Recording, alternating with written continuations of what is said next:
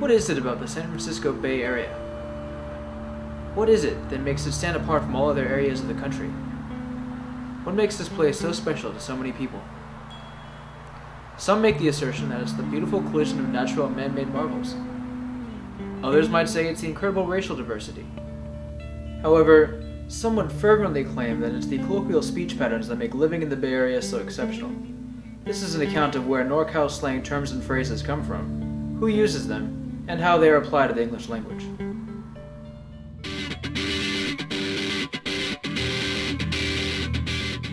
The word hella, a term commonly associated with Northern California, is definitely the most popular slang expression utilized by Norcalians.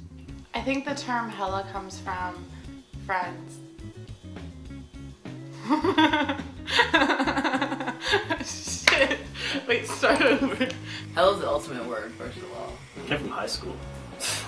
That's where I heard it. That's where I started saying it, you know. It just seems to be a word used for describing something in multiples. Hell is used for basically anything, more like a, I guess an adjective, like that's hella stupid or that's hella dumb. You can put it in front of anything and it makes sense. Like something's hella tight or hella badass or hella sick. It just makes it that much more sick or tight or badass because you stuck hella in front of it. I tell you about the time we were driving around and my dad was like, he's like, oh, it's hella raining, and we all started laughing because he used hella. And he's like, oh, I'm sorry, it's hecka raining. Because it's kind of like smoking cigarettes. Like, if one person's smoking a cigarette, then another person who's addicted, like, starts smoking a cigarette because they smell the fumes. And then next thing you know, like, the entire room is, like, smoking cigarettes. It's kind of like when one person says hella, then it just kind of develops itself. And next thing you know, you hear it 56,000 times in a conversation. They take something that's supposed to be bad and they change it around to be good, like sick. So it's like, you know, not a lot of people are going to go around saying, like, that's heaven. That's heaven, man. So I think people started saying you can't really say that's hell. So put something with it, hella. You get it so stuck in your system, and you're like, no matter how dumb it can sound, just like any of the words we say around here, it's like, no matter how stupid it sounds at first, everybody's gonna pick it up because if you just say it enough, yeah.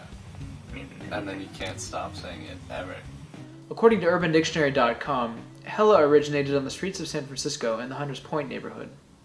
The most generally agreed upon explanation for the derivation of this word is that it is a composite of the words hella of a, now utilized as a single morpheme, meaning basic word unit.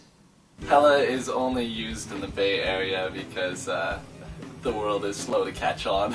Someone probably came up with it in the Bay Area, and it just doesn't spread that far because they don't get it. I'm not sure. I'm pretty sure it's spread. I mean, a lot of people are using it here.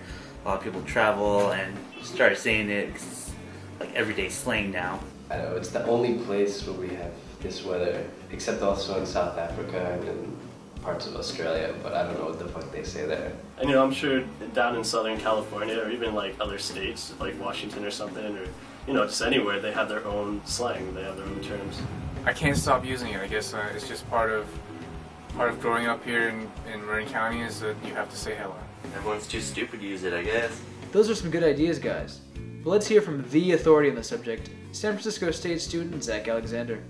Hella is a shortened version of hell of, which is in turn a shortened version of a hell of, a lot of. And kind of in the same way that fashion recycles over the years, you have slang recycling over the years. Because I was thinking about the only other person besides my friends that I've heard use the term like hella, like a hell of a lot of something, were like my grandparents, so kind of skipping that generation. But they've gone to, in a way, to an older slang and then kind of changed it to adapt to their times. But I mean, you could just also say that growing up in Marin not being the most exciting place in the world, that maybe people were just making up words for the fun of it. That's interesting, Zach. In fact, a group of Zach's friends from high school got so bored over the years that they decided to create their own dialect, for lack of a better word. Not only to communicate with each other, but to act as a form of entertainment. These friends can be found here in Terra Linda. It's pretty boring in this county, so making up words is a good alternative to, you know, drugs. or fighting crime. Yeah. Yeah, we say 01 because we graduated in 2001. It's now 2004, and we still say 01. Where you say 01, that means that's the elite thing it could be. It's the most excellent thing it could be. Like, yeah, we're gonna, hang out. Yeah, we're gonna have like pizza and prostitutes. Oh, one. Will there be bunch? Maybe. Oh, that's cool. LE added to the end of most words produces some sort of meaning in our group. Sleetles branches off of the LE suffix. Sort of, you take sweet, add LE, and so, but Sweetle doesn't sound very good. It sounds kind of stupid. So you just tack on something else in the end. So Sweetles, like that's Sweetles, or dude, we're gonna go hang out at the fucking mall. Sweetles, I'm down. Oh, one. Shit became shitters quite easily. Ers is another suffix that we may use. So shit to shitters, shitters to Ritters, and then of course the logical progression would be Ritters to Ritters Mobile. And you guys are in luck because I happen to have a physical example of a Ritters Mobile right here. We use this, the Ritters Mobile, physical example at least, in our most recent movie that we made over the summer. It's unpredictable, so you just sort of run with it, and if you hear something that sort of sounds like something that is close to a word, you can pretty much usually pick it up what it is.